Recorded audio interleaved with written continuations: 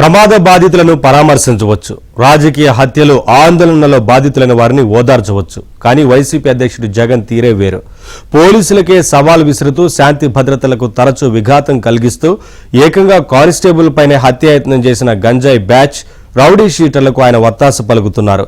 Constable పై దాడి చేసిన కేసులో అరెస్టైన రౌడీ షీటర్ల కుటుంబాలను పరామర్శించేందుకు మంగళవారం ఆయన తెనాలిలోని ఐతానగర్కు వెళ్తున్నారు.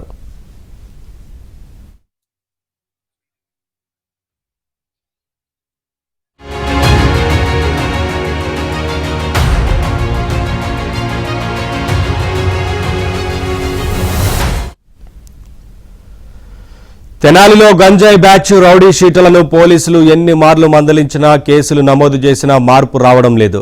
బెయిల్పై వచ్చి మళ్లీ అరాచకాలకు పాల్పడుతున్నారు. ఇటీవల చిరంజీవి అనే కానిస్టేబుల్ పై తిరగబడి హత్యాయత్నానికి పాల్పడ్డారు. బాధిత కానిస్టేబుల్ ఫిర్యాదుతో పోలీసులు కేసు నమోదు చేశారు. రౌడీ షీటర్లో భయం కలిగించాలనే ఉద్దేశంతో కానిస్టేబుల్ పై దాడి చేసిన వారిని పోలీసులు బహిరంగంగా లాఠీలతో అరికాలను కొట్టారు. వైసీపీకి వంతపాడి ప్రస్తుతం జైలులో ఉన్న ఐపీఎస్ అధికారి పిఎస్ఆర్ ఆంజనేయులు గుంటూరు ఎస్పీగా ఉన్నప్పుడు రౌడీ షీటర్లపైనే కాకుండా అమాయకులపై కూడా కాళ్లు వాచేలా డార్మెటరీలో 3rd డిగ్రీ ప్రయోగించేవారు.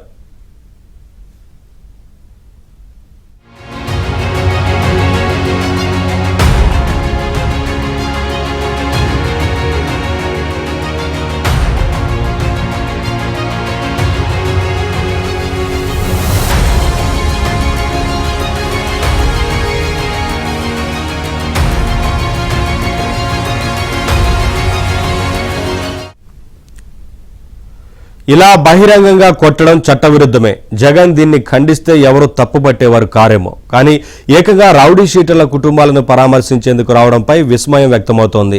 వీరికైనా జగన్ మద్దతు అంటూ ప్రశ్నిస్తున్నారు. వైసీపీ హయాంలో తెనాలిలోని అదే ఐతానగర్లో రౌడీ షీటర్లు రెచ్చిపోయి అమాయకపు జనంపై దాడులకు దిగిన వీడియోలు ఇప్పుడు వైరల్ అవుతున్నాయి.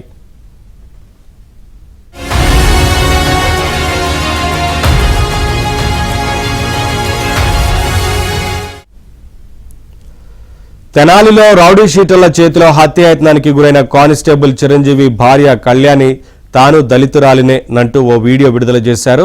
తాను కూడా దళిత మహిళనే అన్నారు. తనకు తల్లిదండ్రులు లేరని, బీసీ సామాజిక వర్గానికి చెందిన చిరంజీవిని 10 ఏళ్ల క్రితం వివాహం చేసుకున్నానని తెలిపారు.